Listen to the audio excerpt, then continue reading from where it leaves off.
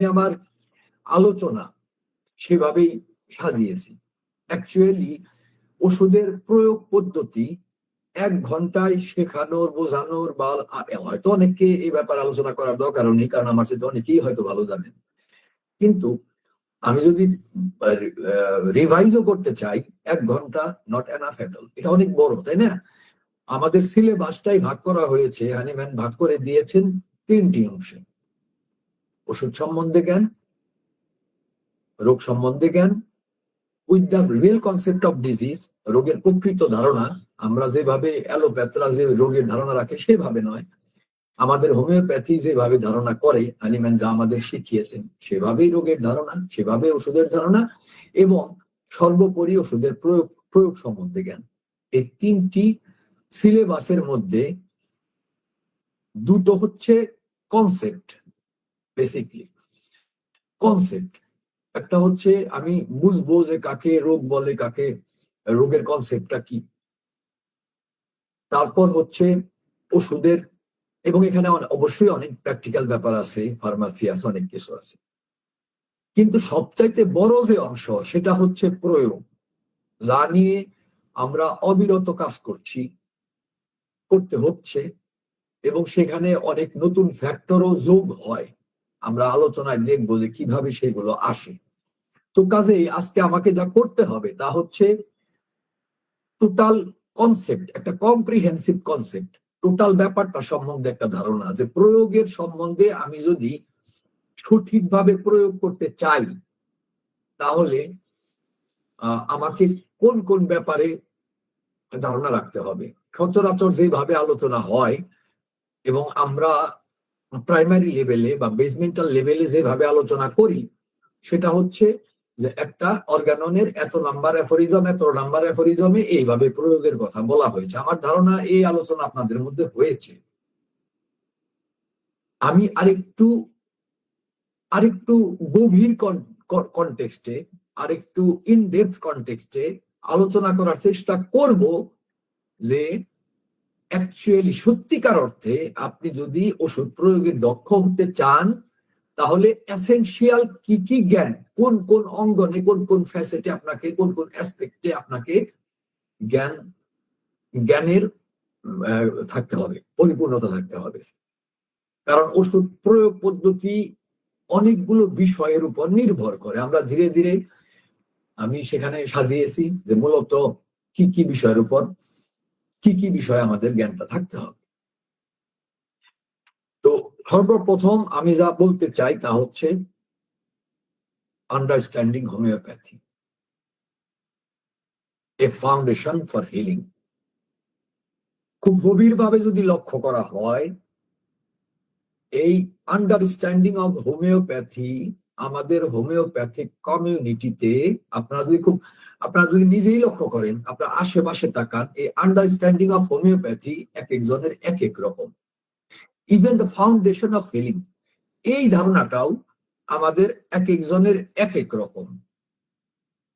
কেন বলছি এই কথাটি? যে আমাদের মধ্যে সাপোজ যে ব্যক্তি থেরাপিউটিক অ্যাপ্রোচ, অর্থাৎ রোগের নাম ধরে চিকিৎসা করে, যে ব্যক্তি পলিফার্মাসি করে, যে ব্যক্তি বায়োকেমিক বেসমেন্টাল ট্রিটমেন্ট করে, কিংবা বিভিন্ন ধরনের প্যাটেন্ট টনিক, তাদের কিন্তু আন্ডারস্ট্যান্ডিং অফ হোমিওপ্যাথি, আবার যে একক মেডিসিন এবং হোমিওপ্যাথির প্রিন্সিপালস গুলোকে মেনে হোমিওপ্যাথি করে, তার কিন্তু একরকম নয়। এটা খুব খুব গুরুতর বিষয়। কারণ হোমিওপ্যাথির এই ফাউন্ডেশন ফর হিলিং, আরোগ্যের জন্য আপনার যে ফাউন্ডেশন, যে ভিত্তি, এবং ভিত্তির সাথে সংশ্লিষ্ট যে বিষয়, আমি জানি না আমি কথাগুলো কঠিন জানিয়ে ফেলছি কিনা, কিন্তু এই কথাগুলো খুব গুরুত্বপূর্ণ।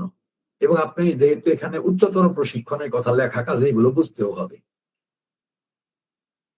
আমি খুব সহজ উদাহরণ দিয়ে বললে আমি বলবো, ধরেন যে ব্যক্তি মনে করে যে রোগের নাম ধরে চিকিৎসা করা চলে হোমিওপ্যাথিতে, বা সেটা সেটা ধর্তব্যের মধ্যে পড়ে, বা এটাই পদ্ধতি, সে হোমিওপ্যাথিকে যেভাবে বুঝেছে অপরদিকে যে ক্লাসিক্যাল করে সে সেভাবে বোঝেনি। আবার ক্লাসিক্যালের মধ্যেও অনেক অনেক অনেক ধরনের আন্ডারস্ট্যান্ডিং থাকতে পারে। এক ব্যক্তি হয়তো মনে করছে যে জীবাণুই মায়াজম, আরেকজন তার সাথে গভীরে প্রবেশ করছে, জেনেটিক প্রিডিসপোজিশনই মায়াজম। তো কাজেই হোমিওপ্যাথির আন্ডারস্ট্যান্ডিং যার যেরকম হবে তার প্রেসক্রিপশন কিন্তু সেরকম হবে। আজকে ওষুধ প্রয়োগ পদ্ধতি নিয়ে আলোচনা আমি গোড়ার থেকেই শুরু করছি। হোমিওপ্যাথির আন্ডারস্ট্যান্ডিংটা, হোমিওপ্যাথি কি, কেন, কিভাবে, এই বোধ, এই ক্ল্যারিটি যদি না আসে, ইভেন আগের যে দুটো জ্ঞান, concept of medicine, concept of disease, এগুলো যদি ঠিক হানিম্যান যা বলেছেন ওর কারণে যে শিক্ষাটি দেওয়া হয়েছে তা যদি সেভাবে না হয়, তাহলে কিন্তু আমাদের আমাদের এই প্রয়োগ পদ্ধতির জ্ঞানটি সম্পূর্ণতা আসবে না। অ্যাকচুয়ালি যদি আমরা হোমিওপ্যাথিকে সঠিকভাবে এবং একভাবে একভাবে কিভাবে হানিম্যান যেভাবে শিখিয়েছেন, আমার নিজের স্যার একটু শাহনাজ বেগম আপনার মাইক্রোফোন মিউট করেন। শাহনাজ বেগম আপনার মাইক্রোফোন মিউট করেন প্লিজ, আপনার মাইক্রোফোনটা মিউট করেন।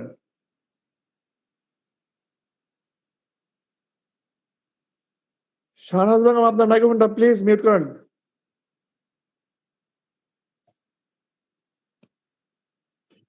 Sir please continue sir.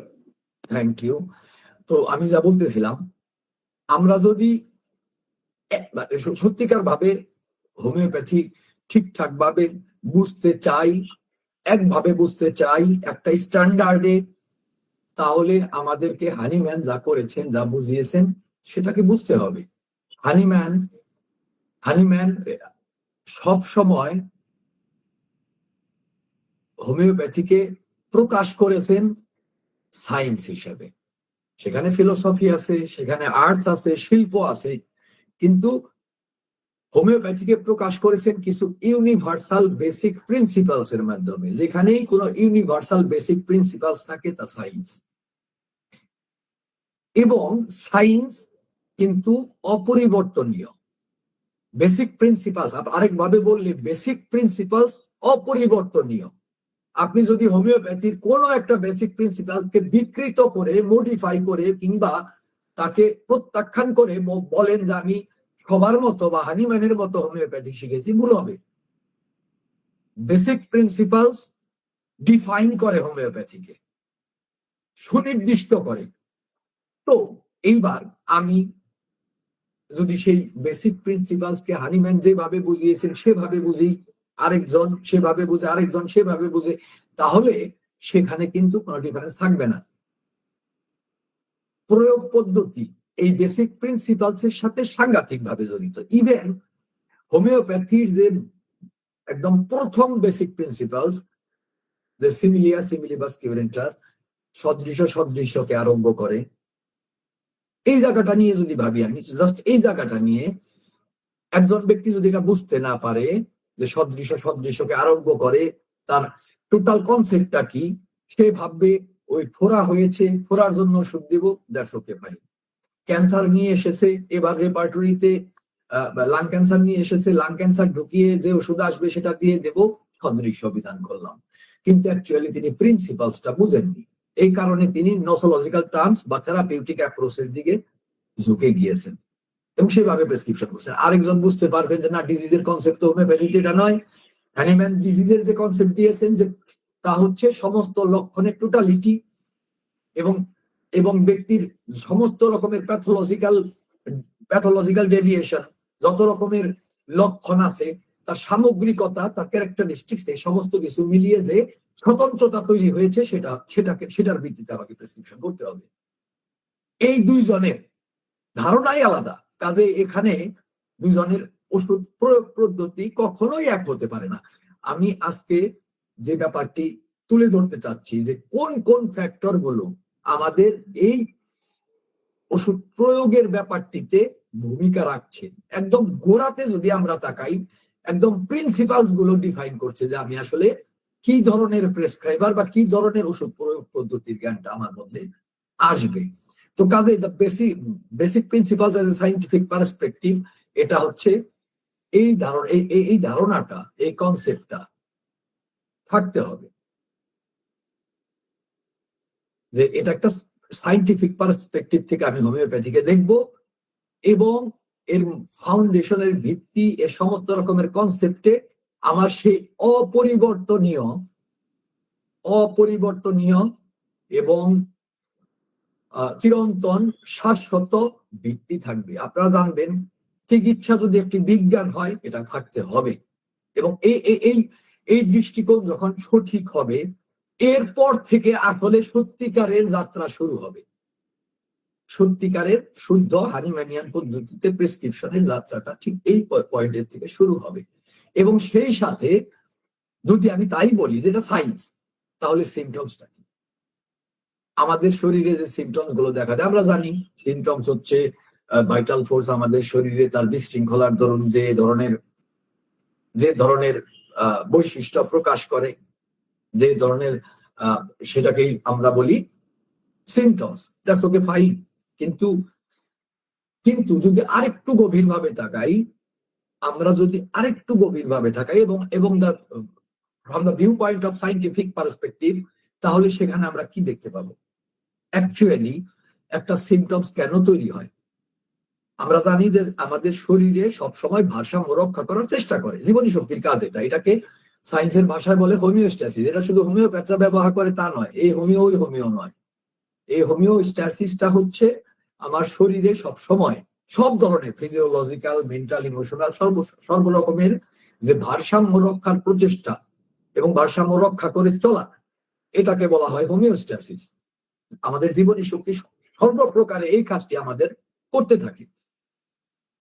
তো কোনো একটা প্রতিকূল স্ট্রেসর হোক, বাইরের চাপ, অনাহার, অতিহার, আমরা যা ফ্যাক্টর বলে জানি, এক্সাইটিং কজ বলে জানি, ইভেন ইন্টারনাল কিছু কজ, ফান্ডামেন্টাল কজ, সাপোজ বিভিন্ন প্রিডিসপোজিশন বা মায়োমেটিক ইনফ্লুয়েন্স, আমাদের শরীর সেই সুষম ব্যালেন্সের জায়গাতে থাকতে পারে না। এবং যখনই তার মধ্যে এরকম ব্যতিক্রম অবস্থার তৈরি হয়, সেটা আমাদের অস্তিত্বের যে কোনো পর্যায়ে হোক না কেন, আমাদের শরীর আবার তার রিব্যালেন্স করার চেষ্টা করে, আবার পুনরায় আগের ব্যালেন্সে ফিরে আসার চেষ্টা করে, যদি সেখানে সে পারে ব্যাপারটা প্রবলেম সলভ। সাপোজ কি হয়, আমরা যদি দেখি আমাদের হাতে কেটে গেল, একটু সামান্য কাটা, যা অবিরত হয়তো আমাদের ওমেনগণ যখন গ্রাম রান্না করেন তখন এই ঘটনাটি ঘটে, এবং সেটা কিন্তু অটোমেটিক্যালি সারিয়ে ফেলে, আমরা টেরও পাই না, হয়তো সামান্য কিছু সময় একটু অসুবিধা অনুভব করি। এটাই হচ্ছে শরীরের হোমিওস্ট্যাসিস। এক জায়গায় কেটে গেল, শরীর সারিয়ে ফেললো, হোমিওস্ট্যাসিস রক্ষা করার চেষ্টা। ইভেন আমরা যে ক্ষুধা লাগে, আমরা যে স্টুল, ইউরিন, এই সমস্ত ঘাম, এই সমস্ত প্রক্রিয়া এই হোমিওস্ট্যাসিসের অংশ। তো কোন একটা প্রবলেম যদি প্রতিকূল অবস্থা রাইজ করে, আমাদের শরীর চায় তা রিব্যালেন্স করতে, এবং রিব্যালেন্স যখন করতে না পারে কোনো কারণে, তখন সে লক্ষণের বহিঃপ্রকাশ ঘটায়, অর্থাৎ নতুন ধরনের একটি স্ট্রাকচার তৈরি করে, নতুন ধরনের একটি ব্যালেন্স তৈরি করে জীবনকে বাঁচিয়ে রাখার জন্য, যথাসম্ভব যতটুকু সম্ভব নিরাপদ রাখার জন্য। এই যে পদ্ধতি, এই ভাইটাল ফোর্সের এই পদ্ধতিতে যে বৈশিষ্ট্যগুলো প্রকাশ পায়, সেটাই লক্ষণ। এটা আমাদের বোঝা জরুরি, কারণ লক্ষণ কি ধ্বংস করে দেওয়ার বিষয়, লক্ষণ কি সাপ্রেস করার বিষয়? আমরা জানি এটা কখনোই তা নয়। লক্ষণ সাপ্রেস করার বিষয় নয়, লক্ষণ ধ্বংস করে দেওয়ার বিষয় নয়। লক্ষণ কি শত্রু? সমগ্র পৃথিবী যেভাবে লক্ষণকে বিবেচনা করে শত্রু, আদতে কি তাই?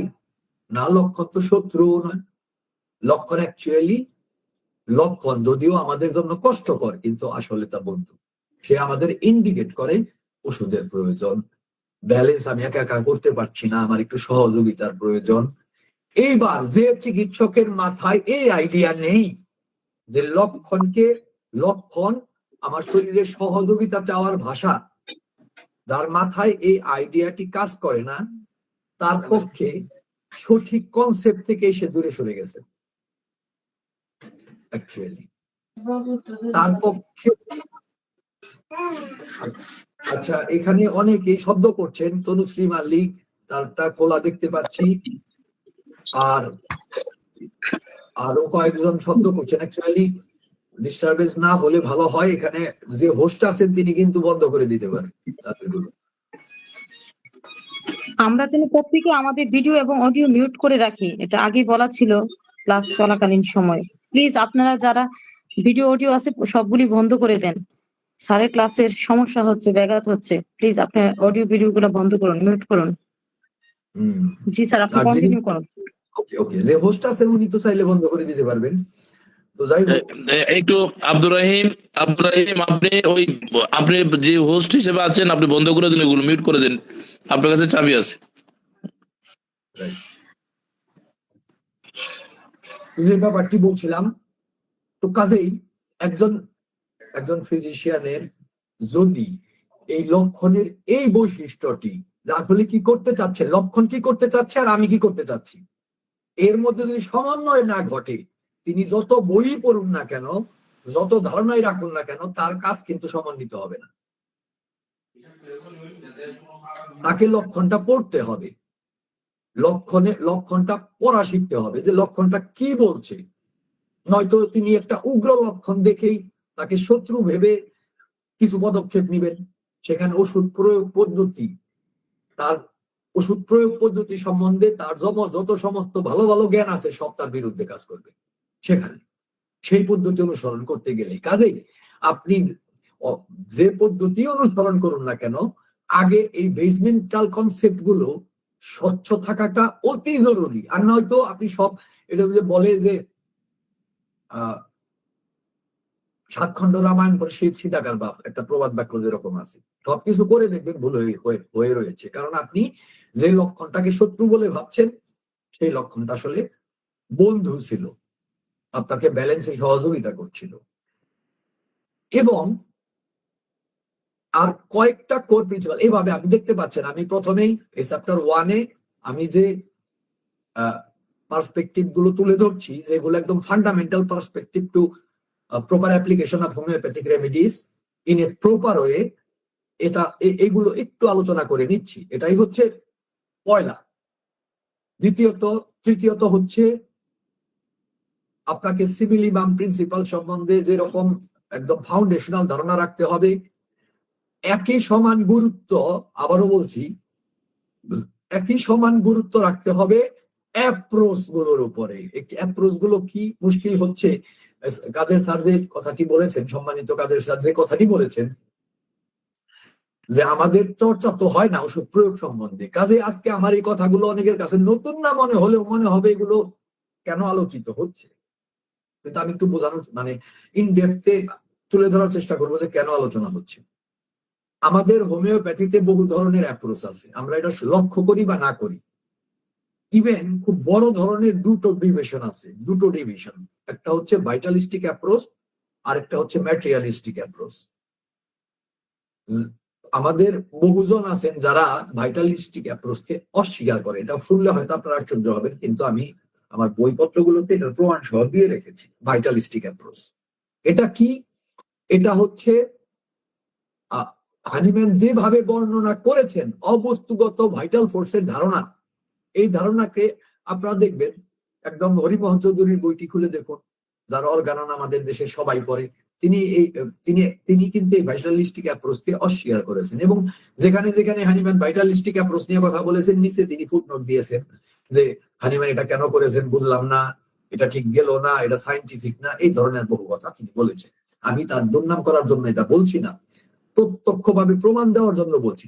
এবার আমাকে বলুন, যে লোক মনে করে যে ভাইটাল ফোর্স বলতে একটা কিছু আছে মানুষের, এবং যে লোক মনে করে যে জীবনে ভাইটাল ফোর্স বলতে কিছু নাই, আমরা ম্যাটেরিয়ালিস্টিক্যালি আমাদের জীবন চালাই, এই দুইজনের প্রেসক্রিপশন কি সমান হবে? তার ওষুধ প্রয়োগ পদ্ধতি কখনোই কি একরকম হতে পারে? যেখানে চিন্তার এই ঘোরার জায়গাটিতে ডিফারেন্স আছে, খুব ভালো মতো বোঝে না। এটাকে হানিম্যান উত্তর দিচ্ছেন, আমি দেব না।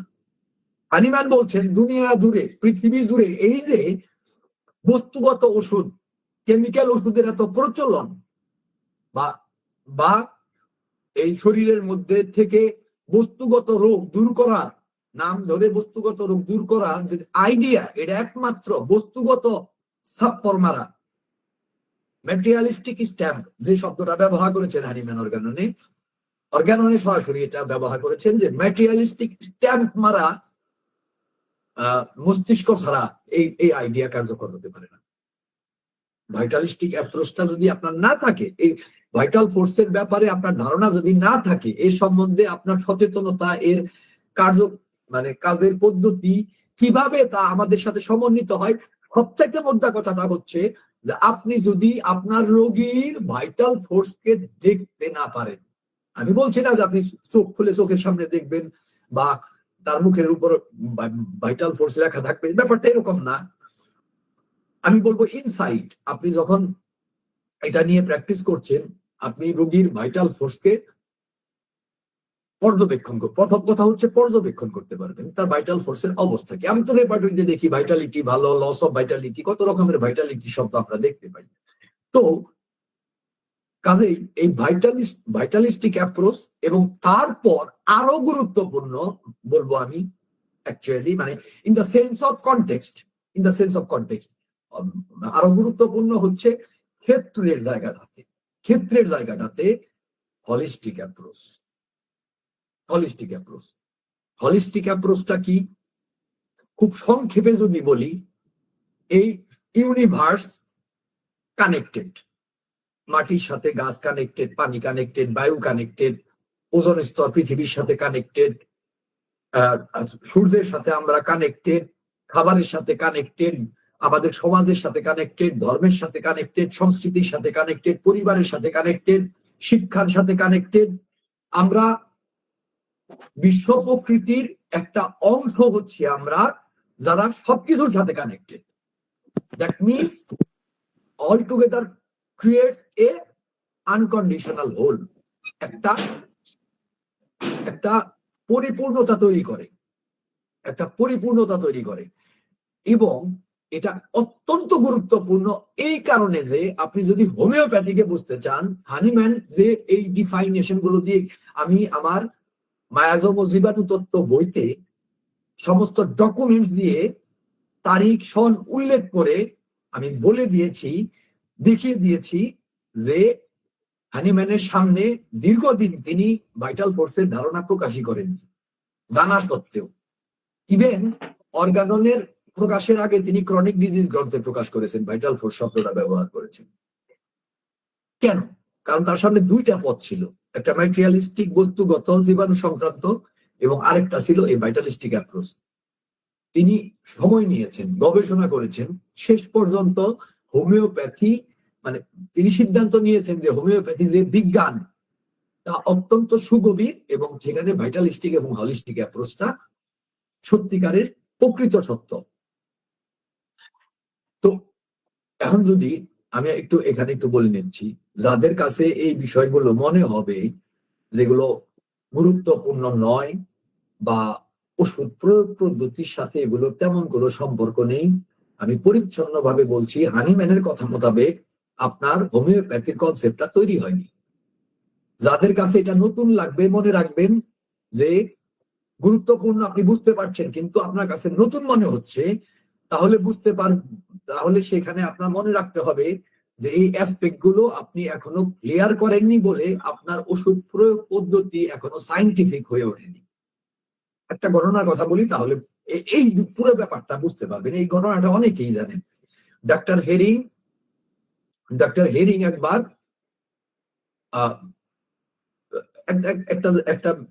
একটা ডিউকের ওখানে আশ্রয় নিয়েছেন, একটা রাজা গোত্রীয় ইংল্যান্ডের। প্রতিমধ্যে তো ডিউক বললো যে আপনি কি করেন, পেশায় কি? বললো আমি ফিজিশিয়ান, হোমিওপ্যাথি করি। ও হোমিওপ্যাথি? আমি কখনো হোমিওপ্যাথি ট্রাই করিনি, আমার এই অস্টিও আর্থ্রাইটিস, পায়ের সমস্যা ছিল, এর জন্য অনেক ডাক্তার জীবনে দেখিয়েছি, কিন্তু এক এক ডাক্তার এক এক প্রেসক্রিপশন করে। অ্যাকচুয়ালি আমি যা দেখলাম যে আসলে চিকিৎসা বিদ্যার কোনো আগাও নাই, মাথাও নাই। হেরিং বললেন যে এটা অন্য চিকিৎসা বিদ্যার বেলায় সত্য হলেও হোমিওপ্যাথির বেলায় সত্য নয়। হোমিওপ্যাথি অত্যন্ত সায়েন্টিফিক অ্যাপ্রোচ, এখানে এক একজন ডাক্তার এক এক প্রেসক্রিপশন করবেন না। এত বড় চ্যালেঞ্জ বললেন, তাই নাকি? ঠিক আছে, আমাকে তুমি প্রমাণ দিতে পারবা? হ্যাঁ পারবো। আপনি আমাকে 30টা স্বর্ণ মুদ্রা দেন, আমি আপনার প্রমাণ দিচ্ছি। ডিউক তো, টাকার অভাব নাই। তো ঠিক আছে, 30টা স্বর্ণ মুদ্রা হেরিং এর কাছে দিলেন। হেরিং 30টা চিঠি লিখলেন। প্রথমে কেস রেকর্ড করলেন, তারপর 30টা চিঠি লিখলেন। এই 30টা চিঠি তিনি 30 জন চিকিৎসকের কাছে পাঠালেন। প্রত্যেক চিঠিতে তার ফি বাবদ একটা করে স্বর্ণ মুদ্রা দিয়ে দিলেন। নির্দিষ্ট সময় পরে 30টা চিঠি ফেরত আসলো। এর মধ্যে 27টা চিঠিতে হুবহু একই প্রেসক্রিপশন, হুবহু একই প্রেসক্রিপশন 27টা চিঠিতে। তো আর 3 জন হতেই পারে, একজন একটু কোনোভাবে থিওরিটিক্যালি দুর্বল হতে পারে, তার কোন একটা অ্যাসপেক্ট বুঝতে সমস্যা হতেই পারে, এটাও সম্ভব না। তো আমি বলছি, আমরা এখানে যতজন চিকিৎসক আছি 83 জন দেখতে পাচ্ছি, আমরা কি বুকে হাত দিয়ে বলতে পারি যে আমরা যে প্রেসক্রিপশন করি, আমরা যদি এবার 83 জন মানুষ যদি প্রেসক্রিপশন করতে চাই, তাহলে আমাদের কয় ধরনের প্রেসক্রিপশন হবে?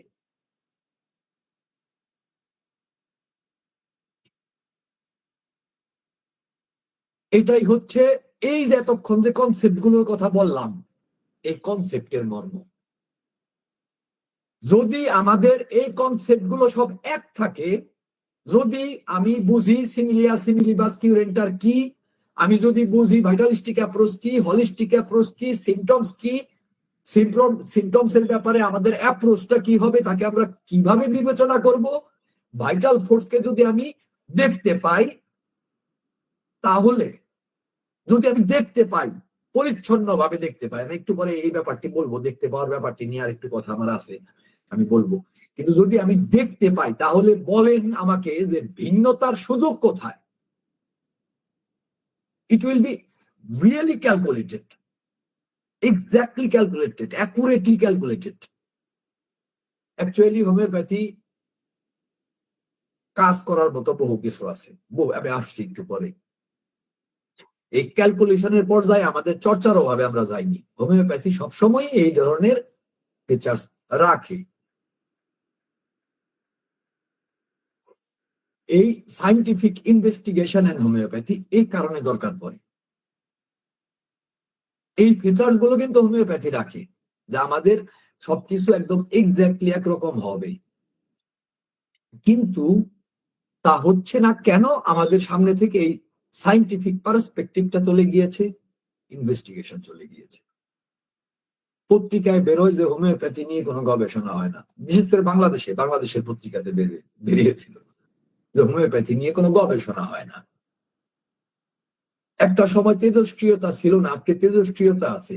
আমরা প্রত্যেকেই বলি মায়াজম হানিম্যানের সময় এত জটিল আকার ছিল না।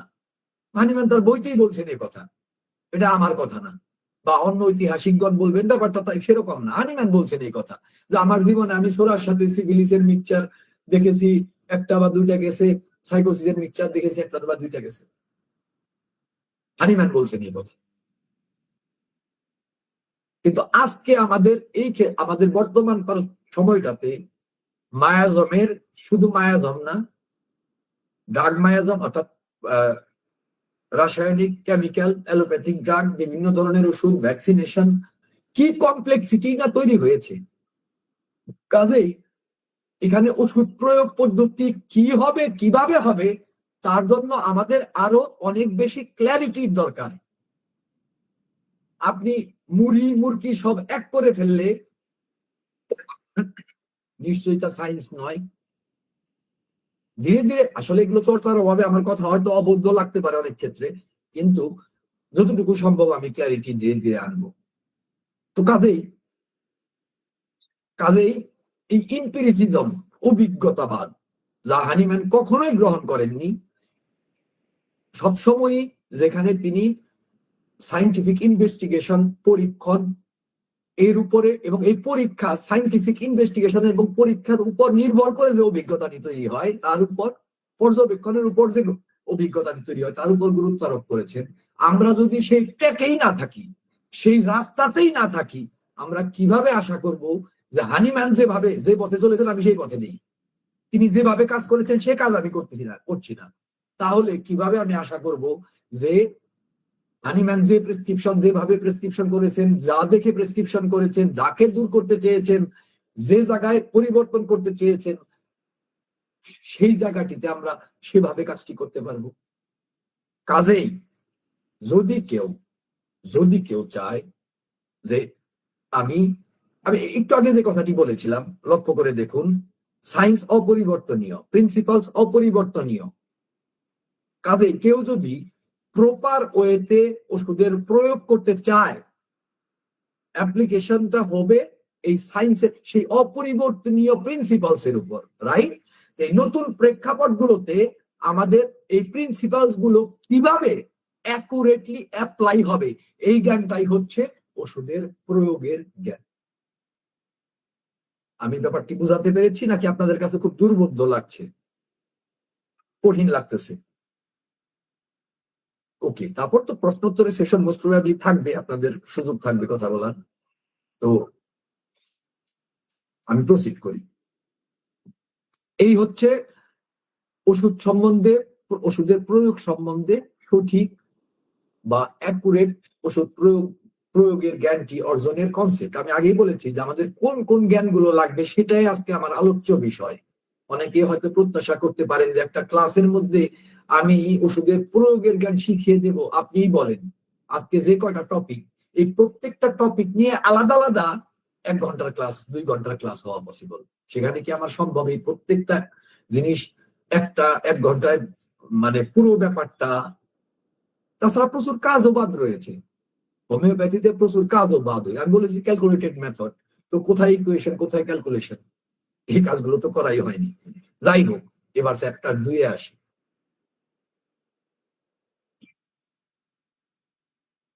আর কি জ্ঞান লাগবে? লাগবে definition of health, disease and cure. আমি যদি শর্ট করে বলি যে আপনি বলেন স্বাস্থ্যের সংজ্ঞা কি, রোগের সংজ্ঞা কি, কিওরের সংজ্ঞা কি, চট করে যদি বলি যে আপনি তাৎক্ষণিক উত্তর দিবেন। আপনারা এখানে সবাই উচ্চতর প্রশিক্ষণ করেন, আপনাদের হয়তো বলতে পারবেন, কিন্তু আমাদের হোমিওপ্যাথিক কমিউনিটির কতজন সাথে সাথে ইনস্ট্যান্টলি, চিকিৎসকদের কথা বলতে, শিক্ষার্থীদের কথা নয়, ইনস্ট্যান্টলি উত্তরটা দিতে পারবে? কিন্তু এটা কতটুকু জরুরি?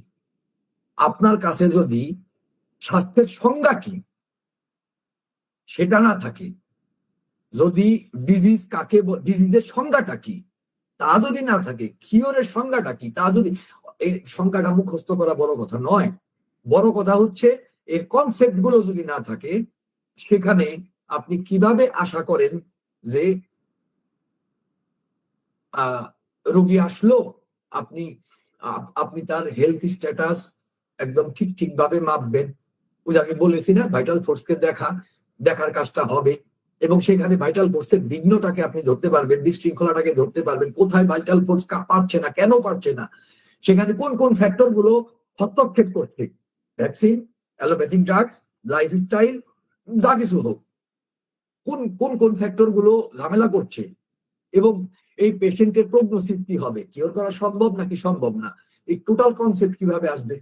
এই 3টা ব্যাপারে ফান্ডামেন্টাল। আপনি ইট ছাড়া তো, আপনি একটা বিল্ডিং বানাতে গিয়েছেন, যার ইউনিট হচ্ছে ইট, সেই ইট গুলো সম্বন্ধে আপনার ধারণা নেই, আপনি আপনার বিল্ডিং হবে কাল্পনিক বিল্ডিং, কাল্পনিক, এবং এক একজনের এক একটা, এই যে বললাম না, এক একজনের এক একটা হবে, যার যেরকম ধারণা সে সেভাবে খামখেয়ালি খুশি মতো প্রেসক্রিপশন করবে।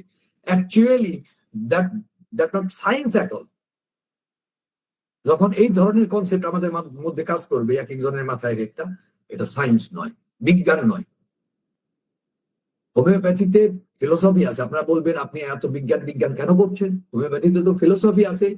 আমি ব্যক্তিগতভাবে মনে করি ফিলোসফি আর সায়েন্স খুব বেশি ডিফারেন্সের বিষয় নয়, কিন্তু খুবই কাছাকাছি, খুবই ঘনিষ্ঠ, এবং এটা নিয়ে আমি আপনাদেরকে বলতে পারি অনেকক্ষণ, মানে অনেক কথা বলা সম্ভব, কিন্তু আমার অলরেডি সময় প্রায় শেষ হয়ে আসছে। কিন্তু সেই হিসাবে আরেকটা মানে বাইরের কথা বলার সুযোগ আমার নেই, তো কাজেই সেই প্রসঙ্গে আমি যাচ্ছি না। বলতে পারেন শিল্প তো আছে, হ্যাঁ অবশ্যই আছে, কেন থাকবে না শিল্প? কিন্তু তার প্রত্যেকেরই নিজস্ব জায়গা আছে। শিল্প আমাদের ফান্ডামেন্টাল জায়গাটাতে নেই, একদম বেসিক প্রিন্সিপালস শিল্প নয়। একজন শিল্পী মনের মাধুরী মিশিয়ে যা করে প্রিন্সিপালস এর জায়গাটাতে সা করা যায় না, তা অত্যন্ত ফাউন্ডেশনাল, স্ট্যাটিক, ইউনিভার্সাল। যাই হোক, তো এখানে আমি আসলে তো সময় নেই, থাকলে প্রফেসর জর্জ বিতলকাস আমার শিক্ষক, তিনি হেলথের যে ডেফিনিশন দিয়েছেন সেটা আমি হয়তো আলোচনা করতাম, যেটা আলোচনা এই আলোচনা 1 ঘন্টা করা যাবে এবং অত্যন্ত গুরুত্বপূর্ণ। আমি এখানে লিখে রেখেছি এই কারণে অন্তত পক্ষে আপনারা যেন এটা দেখতে পান এবং পরবর্তী আপনারা নিজেরাই স্টাডি করতে পারবেন, জানা তো দরকার। এবং সেখানে এই একটা চিত্রও আছে যে অ্যাকচুয়ালি এই ডেফিনিশনটা আমাদের কিভাবে বিভিন্ন অস্তিত্বের বিভিন্ন মাত্রায় তাকে প্রকাশ করে। এগুলো হয়তো অন্য কোনো সময়, অন্য কোনো দিন আমার কাছে প্রেজেন্টেশন তৈরি করা থাকলেও হয়তো অন্য কোথাও আলোচনা করতে হবে। যাই হোক, এবং সেই সাথে হোয়াট কনস্টিটিউট ট্রু কিওর, যে সত্যিকারের আরোগ্য কাকে বলে। এই ডেফিনিশন না জানলে আপনি এই ব্যাপারটি ধারণা করতে পারবেন না যে সত্যিকারের আরোগ্য কাকে বলে, সত্যিকারের আরোগ্য কোথায় সম্ভব, কোথায় সম্ভব নয়, কতটুকু হলে আমরা বলবো রোগী আরোগ্য হয়েছে। আপনি যখন ওষুধের প্রয়োগ বিদ্যা শিখছেন তখন দুটো ব্যাপার খুব গুরুত্বপূর্ণ। একটা হচ্ছে প্রগনোসিস, আমার এই রোগীর কি করা সম্ভব, এবং আরেকটা হচ্ছে যে আমার যা করার কথা ছিল এই পার্টিকুলার এই বিশেষ রোগীটাতে আমি তা কমপ্লিট করতে পেরেছি কিনা। যদি কমপ্লিট করতে পারি তাহলে ওই রোগীর ব্যাপারে আমাদের কাজ কমপ্লিট। আপনি আশা করতে পারেন, আপনার জীবনে প্র্যাকটিস করতে গিয়ে অহরহ দেখেছেন যে কোন রোগীকে আপনি একদম তার 7 বছর আগের প্রবলেম ফেরত এসেছে সেটা শুদ্ধ আরোগ্য করে দিচ্ছেন, তারপরে ছোটবেলায় চুলকানি সেটাও আরোগ্য করে দিচ্ছেন। অন্য একজন রোগীতে আপনি কোনোদিন তার শরীরে তার আগের প্রিভিয়াস সিমটমস পর্যন্ত যেতে পারছেন না। আপনি কি এই দ্বিতীয় রোগীটাতে ব্যর্থ? নাও হতে পারেন। যদি আপনার জানা থাকে, আপনার প্রগনোসিস যদি বলে, আগেই বলে যে তার যে ভাইটাল ফোর্স, তার লক্ষণ, তার সামগ্রিকতা, তার হেলথ, তার ডিজিজ, এই সমস্ত কিছু ইন্ডিকেট করছে যে এই রোগীকে এতটুকু পর্যন্ত আরোগ্য দেওয়া সম্ভব। তো এই জ্ঞান, এই সার্বিক জ্ঞানটা যদি না থাকে, ওষুধ প্রয়োগে আপনি নিজে কনফিউজড হবেন। আপনি বুঝবেন না যে এখানে কি ওষুধ প্রয়োগ করা উচিত নাকি ওষুধ প্রয়োগ করা উচিত নয়। আমি একটু সংক্ষেপে বলতে হচ্ছে, আমাকে ক্ষমা করবেন, অ্যাকচুয়ালি এই আলোচনা অনেক বড়। স্যার আমাকে যে টপিক দিয়েছেন এই আলোচনা অনেক বড়, কিন্তু আমি একটু দ্রুত করছি যেন অন্তত পক্ষে যতটুকু পারি আমি একটু হিন্টস দিতে পারি। এটা তো রেকর্ড থাকবে, আমি স্যারের কাছ থেকে শুনে নিয়েছি আগেই। তো কাজেই পরবর্তীতে হয়তো যারা চাবেন তাদের আবার শুনতে পারবেন, এবং এই ভিডিওগুলোতে এই লেখাগুলো থেকে যাচ্ছে। আমার এই স্লাইডের লেখাগুলো একটু করে সময় এখানে রাখছি এই কারণেই, তো যেন এগুলো পরবর্তী আপনারা পজ করে করে পড়তে পারেন, দেখতে পারেন। কাজেই আশা করা যায় অনেক কিছুই পরবর্তী আরো ক্ল্যারিটিতে আসবে। এবং চ্যাপ্টার 3 আমি বলবো, হ্যানিম্যান অর্গাননে 2 বার বলেছেন হিউম্যান নেচার সম্বন্ধে জ্ঞানের কথা পরিচ্ছন্নভাবে, যে একজন ফিজিশিয়ানকে হিউম্যান নেচার সম্বন্ধে, মানব প্রকৃতি সম্বন্ধে জ্ঞান লাগবে। তো কাজেই অস্তিত্বের ক্ষেত্রে, আমাদের এই অস্তিত্বের ক্ষেত্রে আমাদের প্রকৃতি এবং এর যত রকমের কমপ্লেক্সিটি আছে, যত রকমের জটিলতা আছে, এ সম্বন্ধে স্বচ্ছ both scientifical and philosophical perspective যদি আপনার কাছে পরিচ্ছন্ন না থাকে, আমি একটা কথা বলি সব সময় আমার স্টুডেন্টদের, চিকিৎসকরা হচ্ছেন মেরামতকারী। একটা আরেকজন মানুষকে সে মেরামত করে, আসলে আল্লাহ সাহায্য করে, কেউ নিজে পারে না একা। প্রশ্ন হচ্ছে যে আপনি যে জিনিসই ঠিক করতে যাবেন, মেরামত করতে যাবেন, অ্যাভাইলেবল জ্ঞানটুকু আপনার লাগবে। আপনি রেডিও ঠিক করতে গেলে এটা কিভাবে তৈরি হয়েছে, কোথায় কিভাবে কানেকশন আছে, আইসি কোথায়, ইনপুট কোথায়, আউটপুট কোথায়, কারেন্ট ফ্লোটা কিভাবে হবে, এই সমস্ত বেসিক জ্ঞান আপনার যদি না থাকে, ট্রানজিস্টর, ডায়োড, এই ব্যাপারগুলো সম্বন্ধে যদি আপনার জ্ঞান না থাকে, আপনি কিন্তু সেখানে মেরামতকারী হওয়ার প্রশ্নই ওঠে না। মানে আপনি কিন্তু সঠিক মেরামতকারী নন। কাজে যে মানুষ নিয়ে আপনি কাজ করবেন তার সম্বন্ধে এই মানব প্রকৃতি ইন এক্সিস্টেন্স, শুধু প্রকৃতি নয়, অস্তিত্বের ক্ষেত্রটাতে তার প্রকৃতি কি সেটা সব শুদ্ধ যদি এবং কি কি কমপ্লেক্সিটি মানুষের মধ্যে আছে, এগুলো যদি আপনার কাছে স্বচ্ছ না হয়, যতটুকু সম্ভব স্বচ্ছ না হয়, আপনার পক্ষে সঠিক প্রেসক্রিপশন, প্রথমত সঠিক প্রেসক্রিপশন করাই সম্ভব না, দ্বিতীয়ত ওষুধ প্রয়োগ অন্তত পক্ষে সঠিকভাবে করতে পারবেন না। একটা উদাহরণ দেই, এটা আসছে একটু পরে, এমনিতেই আসবে, অযথা উদাহরণ দিয়ে সময় নষ্ট করবো না। তো কাজেই আপনাকে human nature in existence and its complexity সম্বন্ধে জ্ঞান থাকতে হবে, বাধ্যতামূলক। যদি এই সম্বন্ধে আপনার স্বচ্ছতা না থাকে, আপনি যদি খেয়াল খুশির অনুসরণ করেন, আমার সামনে একজন রুগী এসেছে, ও এই লোকটা একদম অধৈর্য, বাস আপনি চলে গেলেন, অধৈর্য, নাকজম হতে পারে, বাস বাস, এবং নাকজম হবে কিনা সেরকম দুই একটা প্রশ্ন করলেন, ওষুধ দিয়ে দিলেন। আপনার ওষুধ প্রয়োগ, ওষুধ নির্বাচন সব গন্ডগোল হবে। পেশেন্ট আপনি এমন হতে পারে যে তিনি তার এই অধৈর্য সাময়িক, আপনাকে এটা জানতে হবে যে মানুষের সাময়িক হয়, জানতে হবে মানুষের লেভেল অফ হিউম্যান এক্সিস্টেন্স, কোন কোন লেভেলে মানুষের অস্তিত্বের স্তর, মানুষের একটা মেন্টাল লেভেল আছে, মনের লেভেল আছে, মানুষের ইমোশনের লেভেল আছে, মানুষের ফিজিক্যাল লেভেল আছে। এই তিনটি লেভেলকে যদি আপনি দেখতে না পান, সুস্পষ্ট ভাবে বুঝতে না পারেন, মেন্টাল লেভেলে will, understanding, memory with purpose, meaning connection to something greater, এই টোটাল কনসেপ্টটা যদি বুঝতে না পারেন, with the definition of health, mental health কোনটা আর কোনটা অ্যাবনর্মালিটিস। আপনি একজন মানুষ এসেছে খুব পরোপকারী, বাস ধরে বেঁধে ফসফরাস দিয়ে দিলেন, পরোপকারী বা কষ্টিকাম দিয়ে দিলেন, কিন্তু পরোপকারী তো মানুষের স্বাভাবিক বৈশিষ্ট্য হওয়ার কথা। একজন স্বাভাবিক সুস্থ মানুষের পরোপকার তো স্বাভাবিক বৈশিষ্ট্য হওয়ার কথা, সেখানে এটার লক্ষণ হবে কেন, কোন দুঃখে? কিন্তু আপনি তাকে লক্ষণ বিবেচনা করেছেন। মানুষ মানুষকে ভালোবাসবে, এটা তো স্বাভাবিক প্রবৃত্তি।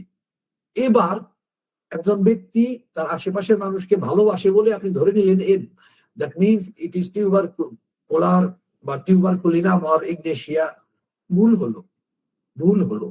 দেখতে হবে প্যাথোলজিতে গ্রো করলো কিনা। কাজেই আপনার স্বাভাবিক মেন্টাল প্যাথোলজি, স্বাভাবিক ইমোশনাল প্যাথোলজি, স্বাভাবিক emotional characteristics and pathological characteristics and physical characteristics and physical normal characteristic, abnormal characteristic সম্বন্ধে এই টোটাল কনসেপ্ট এবং টোটাল সেক্টর গুলো সম্বন্ধে সুস্পষ্ট স্বচ্ছ জ্ঞান আপনার লাগবে। এবং টোটাল কনসেপ্টটা সম্বন্ধে ধারণা না থাকলে আপনি প্রতিটা ক্ষেত্রে ওষুধের নির্বাচন, প্রয়োগ, এই সমস্ত ক্ষেত্রে ত্রুটি করতে থাকবেন। এবং এই কথাটা আমাকে যদি এই ব্যাপারগুলো বিতুল কাছে প্রশিক্ষণের আগে কেউ বলতো, আমি বুঝতে পারতাম না হয়তো, কিন্তু আজকে এটা পরিষ্কার আমার চোখের সামনে। আপনাদের অনেকেই হয়তো এটা পরিচ্ছন্ন ভাবেই বুঝতে পারবেন, অনেকেই হয়তো সময় লাগবে। তবে যে ব্যাপারগুলো বলছি, কেউ যদি সঠিকভাবে ওষুধ প্রয়োগ করতে চায়, এই বিষয়গুলোই অপরিহার্য। তো সেই সাথে আমাদের সায়েন্টিফিক এবং ফিলোসফিক্যাল ইন্টিগ্রেশন, একদিকে যেমনি নিউরো সায়েন্টিফিক পার্সপেক্টিভ, কেন বলছেন আমাদের নার্ভ দিয়ে আমাদের সমস্ত, আমাদের মনের লক্ষণগুলো প্রকাশিত হয় নার্ভ দিয়ে। অ্যাকচুয়ালি সত্যিকার অর্থে নার্ভের মাধ্যমেই আমরা অনুভব করি, বিভ্রম ঘটে, আমাদের অডিটরি হ্যালুসিনেশন হয়, তারপর ভিজুয়াল হ্যালুসিনেশন হয়। অ্যাকচুয়ালি নার্ভ অত্যন্ত গভীরভাবে জড়িত। কাজে নিউরো সায়েন্টিফিক পার্সপেক্টিভ আমাদের জানতে হবে, আমাদের ফিলোসফিক্যাল ফাউন্ডেশন কোথায় সায়েন্সের সাথে সম্মিলিত হয়েছে এবং কোথায় সিস্টেম থিওরি অ্যাপ্রোচ, একটা টোটাল একটা ফ্রেমওয়ার্ক যেখানে এই সম্পূর্ণ ব্যাপারকে বিবেচনা করা হয়। তো এই বিষয়গুলোতে আমাদের জ্ঞান লাগবে। এটা খুব হাইলি জ্ঞান না, আমাদের কাছে মনে হতে পারে যে আরে কি বলছে, neuro scientific perspective, philosophical foundation, শব্দগুলো না জানো, ব্যাপারটা কিন্তু এরকম নয়। ওরে বাবা, কার শব্দ এটা?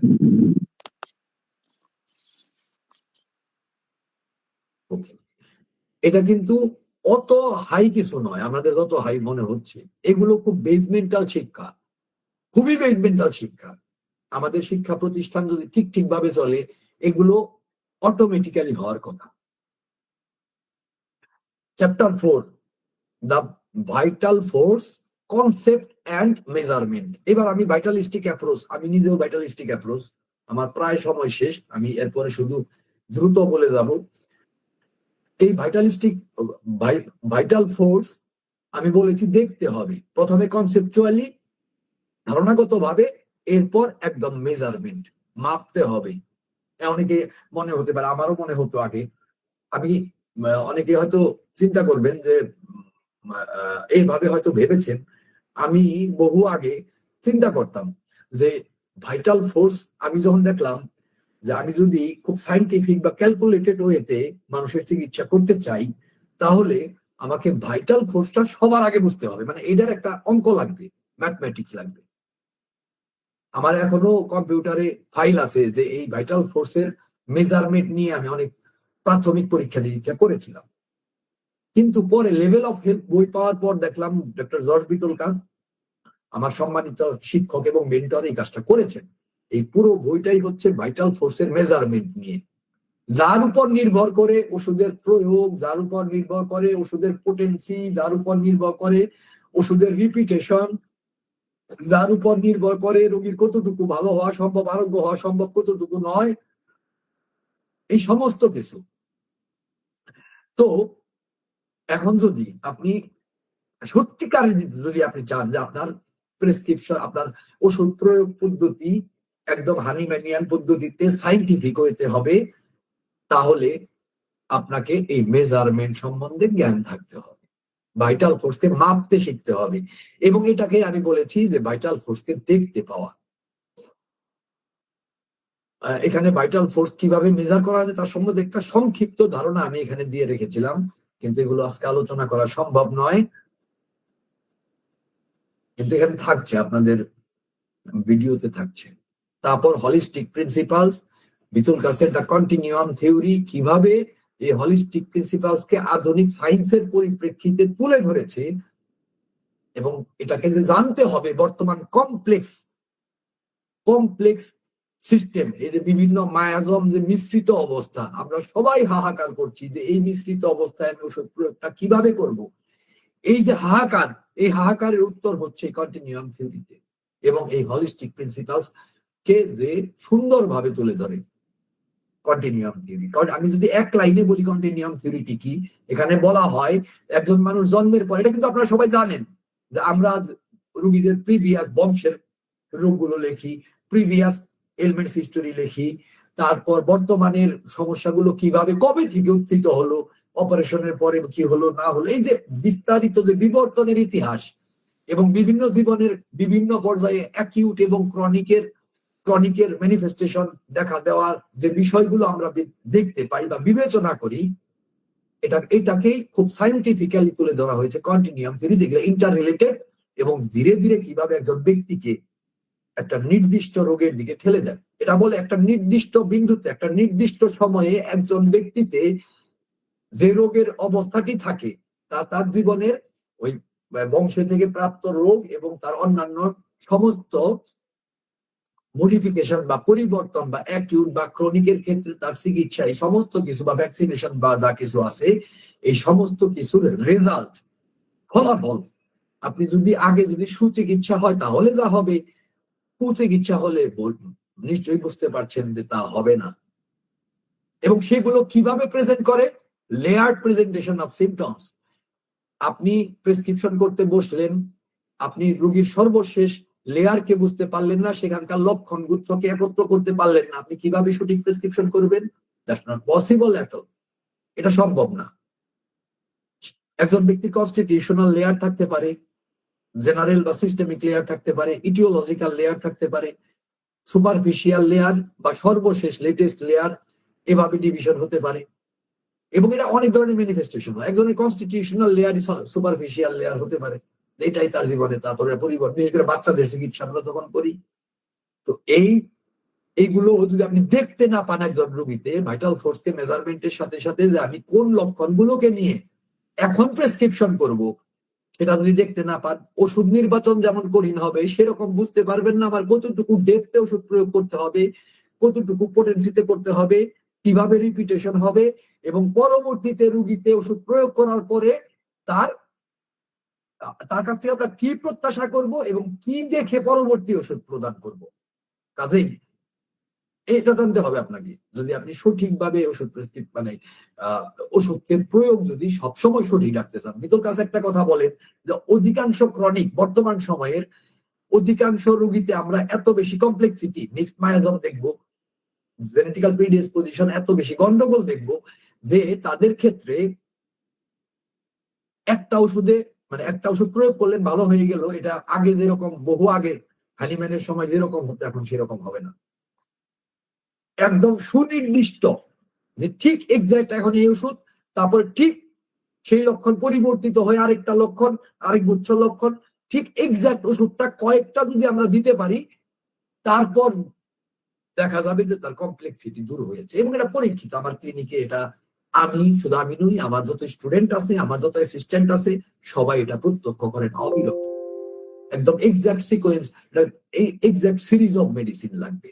তো আপনি যদি এই লেয়ার প্রেজেন্টেশন অফ সিম্পটম সম্বন্ধে বিন্দুমাত্র ধারণা না থাকে, এটাকে যদি ধরতে না পারেন, তাহলে আপনার পক্ষে সেই সিকোয়েন্স অনুযায়ী ওষুধ প্রয়োগ করা সম্ভব হবে না। এটাই হচ্ছে clinical application of holistic principles. 6 number হচ্ছে ইন্ডিভিজুয়াল এবং তার সিম্পটমস কমপ্লেক্সিটি সম্বন্ধে ধারণা। ইন্ডিভিজুয়াল একজন ব্যক্তি এবং ইন্ডিভিজুয়ালিটি, তার স্বতন্ত্রতার ধারণা এবং তার মধ্যে যে সিম্পটমস এর কমপ্লেক্সিটি তৈরি হয় সে সম্বন্ধে ধারণা। এবং এই ডাইমেনশন গুলো কি কি সেখানে, genetic predisposition, personal history, modalities, এগুলো কিভাবে, এই মোডালিটিস কিভাবে একজন ব্যক্তিকে স্বতন্ত্র করছে, তার সাবজেক্টিভ এক্সপিরিয়েন্স, তার জীবনের ঘটনা, তার দুঃখ শোক, এই বিভিন্ন বিষয়গুলো কিভাবে, পার্সোনাল হিস্টোরি কিভাবে তাদের মধ্যে একটা স্বতন্ত্রতা তৈরি করছে, কিভাবে এগুলো স্বতন্ত্রতার মাত্রা হিসাবে কাজ করছে। তা যদি বুঝতে না পারেন, আপনি রোগীকে বুঝতে পারলেন না, তার হলিস্টিক অ্যাসপেক্টটাকে বুঝতে পারলেন না, তার সামগ্রিক সংগঠন, তার ভাইটাল ফোর্স এবং তার লক্ষণের বহিঃপ্রকাশের যে সমন্বয় তা বুঝতে পারলেন না, সেখানে ওষুধ প্রয়োগ এবং কন্টিনিউয়েশন অফ ট্রিটমেন্ট সঠিকভাবে সম্ভব হবে না, এলোমেলো হবে। আমি একদম 5 মিনিট অলরেডি ওভার করে ফেলেছি, আমি জাস্ট শেষের দিকে চলে যাচ্ছি। জানতে হবে থিওরিটিক্যাল মডেলস অফ হোমিওপ্যাথি, জানতে হবে যে রোগীর সাসেপ্টিবিলিটি কি, কি থিওরিটিক্যাল কনসেপ্ট গুলো কোনগুলো প্রভাব বিস্তার করে। আপনি পোটেন্সি প্রয়োগ করতে যাবেন, পোটেন্সি সিলেকশন করবেন, রোগীর রিপিটেশন সিলেকশন করবেন, রোগীর পরবর্তী ফলো আপের সময় কি পরিবর্তনকে পরিমাপ করবেন, সেখানে যে কি থিওরিটিক্যাল কনসেপ্ট গুলো আপনাকে থাকতেই হবে। রোগীর সাসেপ্টিবিলিটি কাকে বলে, এই একটা শব্দের উপর প্রুভিং, ওষুধ সিলেকশন, ওষুধের প্রয়োগ, রোগীর পরিবর্তন, রোগীর উন্নতি অবনতি, বিভিন্ন adverse effect of others medicine, এই সমস্ত কিছুর বুঝতে গেলে এবং এই সাসেপ্টিবিলিটি লাগবে, ধারণা লাগবে, একদম টোটাল পরিচ্ছন্ন। এই কারণে কেন বলেন, কাঞ্জিলাল বলেন, যারাই রবার্ট বলেন, যারাই হোমিওপ্যাথি নিয়ে লেখালেখি করেছেন, তারা এই সাসেপ্টিবিলিটি, এই সেন্সিটিভিটি, এই ভালনারেবিলিটি এন্ড জেনেটিক এক্সপ্রেশন, যাকে আমরা জেনেটিক মায়াজমেটিক ম্যানিফেস্টেশন বলি, এগুলো নিয়ে কথা বলেছে।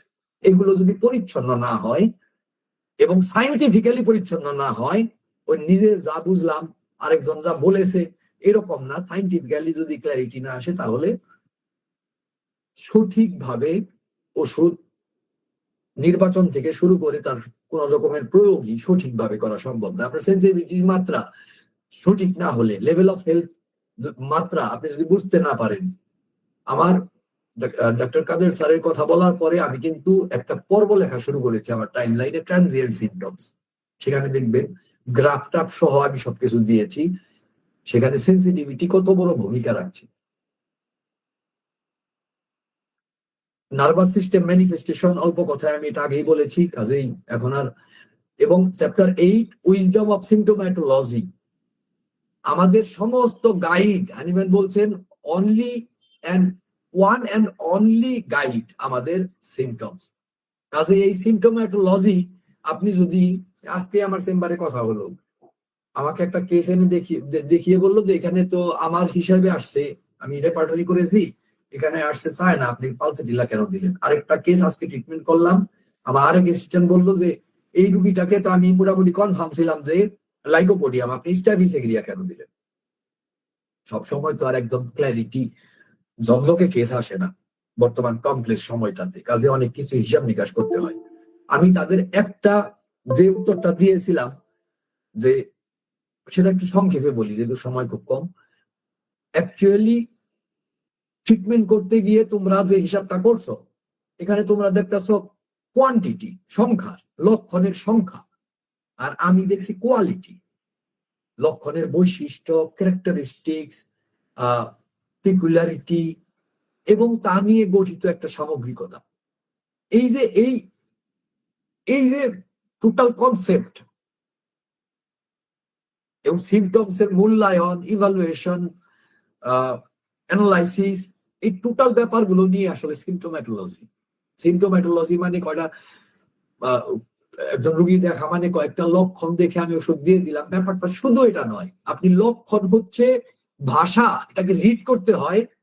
তারপর রোগীর আমাদের রিচ করতে হয় রোগীর ভাইটাল ফোর্স, তার হেলথ, তার ডিজিজ কন্ডিশন, এই পুরো স্টেটটাকে আমাদের দেখতে হবে, মেজার করতে হবে, মাপতে হবে। তারপর আমরা সেখানে সঠিকভাবে ওষুধ প্রয়োগ করতে পারবো, সঠিক রিপিটেশন করতে পারবো। আমাকে খুব হালকা ভাবে রাখতে হচ্ছে কথা, কারণ এই প্রত্যেকটা ব্যাপার অত্যন্ত গভীর আলোচনার দাবি রাখে। তো কাজে এখানে আমি জাস্ট আপনাদেরকে ইন্ডেক্সটাই আজকে দিচ্ছি। জানতে হবে totality of symptoms, prescribing strategies, prescribing approach, যে আপনি কোন অ্যাপ্রোচটা নেবেন, acute, chronic, sub acute, strategy কি, কিনোটস প্রেসক্রিপশন, কজেশনাল প্রেসক্রিপশন, এসেনশিয়াল ফিচার, এর যে এই টোটালিটি, শুধুমাত্র টোটালিটি অফ সিমটমস, আপনি কোন স্ট্র্যাটেজিটা নেবেন, এবং মোদ্দা কথা টোটালিটি অফ সিমটমস বলেটা কাকে অ্যাকচুয়ালি। এই ধারণাগুলো যদি পরিষ্কার না হয়, আপনার নিঃসন্দেহে একটা সময় একজন রোগীর 10টা লক্ষণের 3টা নিয়েও টোটালিটি হতে পারে, যদি তার সর্বশেষ লেয়ার এই 3টা নিয়ে গঠিত হয়ে থাকে। এই কনসেপ্ট গুলো যদি পরিষ্কার না হয়, ফান্ডামেন্টাল কনসেপ্ট ইন সিমটোম্যাটোলজি, তাহলে কাজ কমপ্লিট হবে না।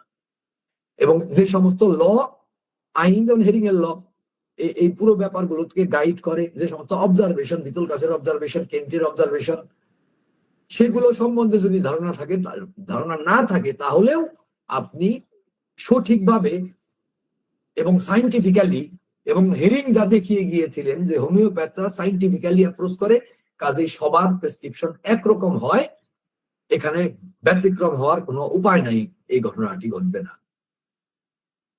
Transient symptoms and their significance, এটা নিয়ে আমার পর্ব আমার টাইম লাইনে চলছে বর্তমানে। কাদের স্যারের কথার পরে আমি এটা শুরু করেছি। আমি দেখলাম সত্যি তো প্রয়োগবিদ্যা সম্বন্ধে সত্যিকারের আলোচনা হয় না, তো কাজে এখানে আর আমি যাচ্ছি না।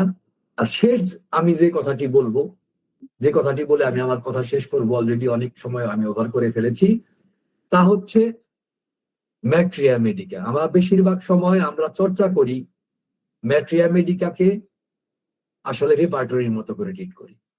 সেখান থেকে হিউজ পরিমাণ ইনফরমেশন আমি আমার মাথায় ঢুকিয়ে রাখবো, এটাই থাকে লক্ষ্য, এবং তারপরে সেগুলো যোগ করে করে ওষুধ দিব। এটা সম্পূর্ণ ভুল পদ্ধতি। আমরা ম্যাট্রিয়া মেডিকাকেই বুঝিনি। আজকে আমার এখানে যারা আছে আমার ক্লিনিকে, তাদেরকে বললাম যে তোমরা ওই আলোচনাটার পরে যে কিভাবে আমি বুঝতে পারলাম যে স্টাফিসেগ্রিয়া আর এই ক্ষেত্রে চায় না, এইগুলো কিন্তু প্রেসক্রিপশন করার পরে রোগীর উন্নতি হয়েছে, প্রমাণিত। এই কারণে কিন্তু এই প্রশ্নগুলো আসছে। তখন আমি তাদেরকে যে কথাটি বলেছিলাম যে তোমরা যা করছো তা হচ্ছে আগে ম্যাট্রিয়া মেডিকার জ্ঞান অর্জন করো, তারপর একটা মানুষ আসলে সেই ম্যাট্রিয়া মেডিকার তোমার যে জ্ঞান আছে তার সাথে মানুষটাকে ফিট করার চেষ্টা করো। অর্থাৎ তুমি মানুষের কাছে পৌঁছাচ্ছ, তুমি চিকিৎসা করবে মানুষের, তুমি মানুষের কাছে পৌঁছাচ্ছ ম্যাট্রিয়া মেডিকার ভায়া হয়ে।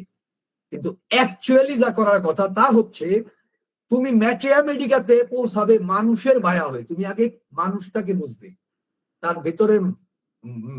ভিতরটাকে মেজারমেন্ট করবে, তার ভাইটাল ফোর্সকে মেজার করবে, তার সমস্ত ভাষা কোন লক্ষণটা কি কারণে ফুটলো সেটাকে আগে মেজার করবে, তারপর দেখবে আমাদের ম্যাট্রিয়ামেডিকাতে কোন ওষুধটার সাথে সেটা ফিট করে, তাহলে না তোমার ওষুধ প্রয়োগ সঠিক হবে। কিন্তু তুমি ওষুধ দিয়ে তুমি করবে মানুষের চিকিৎসা, তুমি ওষুধ দিয়ে মানুষকে মাপার চেষ্টা করছো, এই কারণে তোমাদের চোখে স্টাফিজেগ্রিয়া ধরা পড়েনি, চায়না পালসেটিলা ধরা পড়েনি, ধরা পড়েছে চায়না, ধরা পড়েছে লাইকো। কাজে যারা ম্যাট্রিয়ামেডিকাকে শুধুমাত্র সিমটম ইন্ডেক্সিং হিসেবে ব্যবহার করবেন, তারা আসলে সবসময়ই ঘোরপাক খেতে থাকবেন। তারা কখনোই সঠিকভাবে, যেখানে ওষুধের কনসেপ্টই আপনার ভুল, যেখানে আপনি ওষুধকে বুঝতেই পারেননি, সেখানে তাকে সঠিকভাবে কিভাবে প্রয়োগ করবেন, সম্ভব নয়। তো কাজে আপনাকে আগে বুঝতে হবে ওষুধ মানুষকে, তার ডিজিজকে বুঝতে হবে, ওষুধের জ্ঞানকে, ওই কথাটা যারা হানিম্যান যে সিরিয়ালটা দিয়েছেন ওষুধের জ্ঞান রোগের জ্ঞান, ওষুধকে বুঝতে হবে শুধুমাত্র কয়েকটা লক্ষণের সমন্বয় হিসেবে নয়, উইথ দ্য ফিলিং, পারসেপশন, মানে যা কিছু হোক, তার টোটাল কনসেপ্ট, একটা ওষুধের টোটাল কনসেপ্টটাকে বুঝতে হবে, কেন এই লক্ষণগুলো একজন ব্যক্তিতে দেখা দেবে, তার সব সম্পর্ককে বুঝতে হবে, তারপর আপনি অনায়াসে সেই ওষুধকে উপযুক্ত জায়গায় ব্যবহার করতে পারবেন। যাই হোক, আমি একটু তাড়াহুড়োই করলাম। Remedies as essence of human experience, ওষুধকে বুঝতে হবে হিউম্যান এক্সপিরিয়েন্স, মানুষ যেভাবে, মানে আমরা উল্টোটা করি, আমরা মানুষকে বিবেচনা করি রেমেডির এক্সপিরিয়েন্স দিয়ে, রেমেডি এক্সপিরিয়েন্স দিয়ে, কিন্তু অ্যাকচুয়ালি করতে হবে রেমেডিকে এসেন্স অফ হিউম্যান এক্সপিরিয়েন্স দিয়ে, মানুষের দৃষ্টিকোণ থেকে ওষুধকে দেখতে হবে। এখানে সাইকোলজিক্যাল ডাইমেনশন থাকবে, যে কোয়ালিটি থাকবে, ফিজিক্যাল এক্সপ্রেশন থাকবে, শারীরিক লক্ষণ থাকবে, সমস্ত কিছুকে বিবেচনা করতে হবে। তো এটা হচ্ছে একটা ইন্টিগ্রেশনের প্রশ্ন। কনক্লুশনে আমি যে কথাটি বলবো, এটা একটা ইন্টিগ্রেশনের কোশ্চেন এবং একটা কন্টিনিউইং জার্নি। এই শিক্ষা, ওষুধ প্রয়োগ শিক্ষা কখনোই শেষ হবার নয়, অন্য একটা কারণে। হ্যাঁ, আমরা প্রিন্সিপাল তো আমরা ওর কারণে পাবো, কিন্তু আপনি দেখবেন মানুষের কি কি 5 নাম্বার অ্যাফোরিজমে মানুষের কি কি বিষয় মানুষকে প্রভাবিত, কি কোন বিষয়ে খেয়াল রাখতে হবে, সেখানে বডিলি কনস্টিটিউশনের কথা বলা হচ্ছে, সেক্সের কথা বলা হচ্ছে, ডোমেস্টিক এন্ড এক্সটার্নাল অ্যাফেয়ারের কথা বলা হচ্ছে, এই যে জেন্ডারের কথা বলা হচ্ছে, এই ব্যাপারগুলো বলার পরে লাস্টে হানিম্যান লিখছেন ইটিসি এটসেট্রা। তার মানে শেষ নয়, কথা শেষ নয়, সেই এটসেট্রার মধ্যে এখন তেজস্ক্রিয়তা ঢুকেছে, এখন ভ্যাকসিনেশন ঢুকেছে, সেই এটসেট্রার মধ্যে আরো বহু কিছু ঢুকেছে, আপনারা চারপাশে তাকালে দেখতে পাবেন। মাল্টিম্যাথমেটিক স্টেট অফ হিউম্যান বিংস বর্তমান ঢুকেছে। এই বিষয়গুলো এবার ইনভেস্টিগেশনের প্রশ্ন রাখে এবং সে অনুযায়ী সেখানকার অ্যাপ্রোচ, সেখানে আমি কিভাবে ওষুধ প্রয়োগটা যথাযথ, কিভাবে আমি কমপ্লেক্সিটি অফ মায়াজম থেকে বেরোতে পারি, এখনকার পদ্ধতিগুলো কি হবে, এগুলো অবিরাম শেখার বিষয়, জানার বিষয়, কন্টিনিউইং জার্নি এবং তা ইন্টিগ্রেশনের বিষয়, এই সমন্বিত ভাবে চিন্তা করার বিষয়। বেসিক প্রিন্সিপালস ঠিক রেখে আমি আমার আলোচনা শুরু করেছি এই বেসিক প্রিন্সিপালস থেকে, যে সেখানে আমাদের ক্ল্যারিটি লাগবে, মাঝখানে কি জ্ঞান লাগবে, এবং সর্বশেষ আমি বলবো এই সমস্ত কিছু সমন্বিত ভাবে যদি চলতে থাকে, তাহলেই একমাত্র আমরা সঠিক পদ্ধতিতে মানুষের চিকিৎসা করতে পারবো। ঠিক আছে, ধন্যবাদ। আমি অনেক সময় বেশি নিয়ে ফেলেছি, কাজে আমি আর লম্বা করবো না। এবার তার পরবর্তী আমি প্রশ্নোত্তরের জন্য তৈরি, বা আমাদের এই অনুষ্ঠানের যে পরবর্তী প্রসিডিউর আছে সেই অনুযায়ী আমি একবার এগোবো ইনশাল্লাহ। সবাইকে ধন্যবাদ জানাচ্ছি, অনেক ধৈর্য ধরে অনেকেই কথা শুনেছেন। আমি এরপর আমার শেয়ার স্লাইডটা বন্ধ করে দিচ্ছি, তারপর আমরা প্রসিড করি। আসসালামু আলাইকুম। আমি একটু কথা বলতে চাচ্ছি, যারা